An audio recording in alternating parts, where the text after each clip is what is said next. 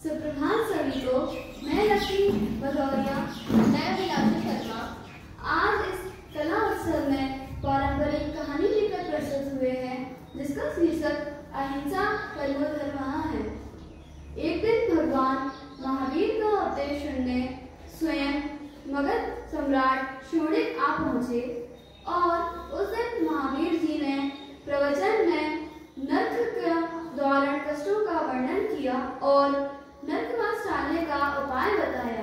साथ ही उन्होंने कहा कि अपने किए कर्मों का फल स्वयं को ही झेलना पड़ता है।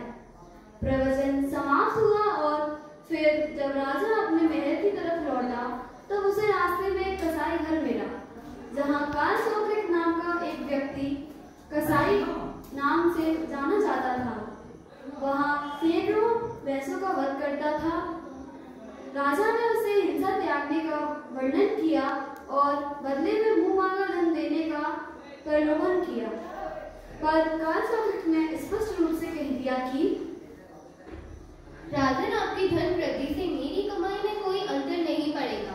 उसकी यह स्पष्ट उक्ति बात सुनकर उसको गुस्सा आया। उसने कहा कि कसाई को अंधकूप में डाला जाए। अगले दिन शोणित महावीर भगवान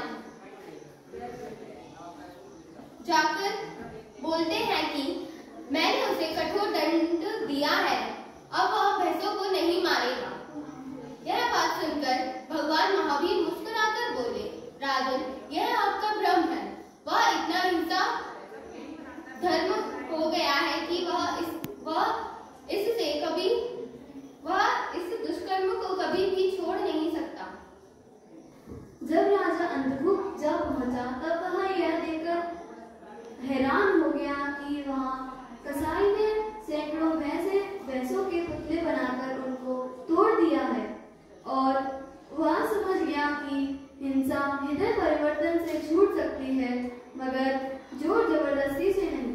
यथायथ परिचित से उसने कालसौत्रिक को मुक्त कर दिया। कालसौत्रिक की मृत्यु के बाद उसके बेटे को पेशा अपनाने के लिए बुलाया गया, तो उसने साफ साफ बताया कि मैं पेशा को नहीं अपनाऊंगा, क्योंकि यह पाप का भागीदारी है।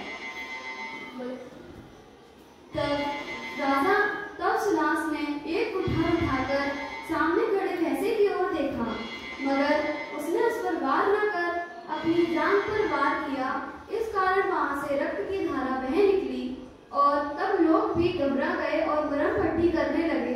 तब सुनास बोला, मरहम पट्टी से कुछ नहीं होगा, मेरी पीड़ा को समझो।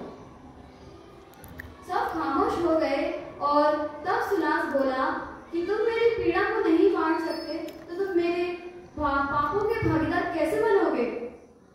यह देखकर सब हैरान हो गए और कहने लगे कि ये तो सत्य कह रहा है। और जब सुनास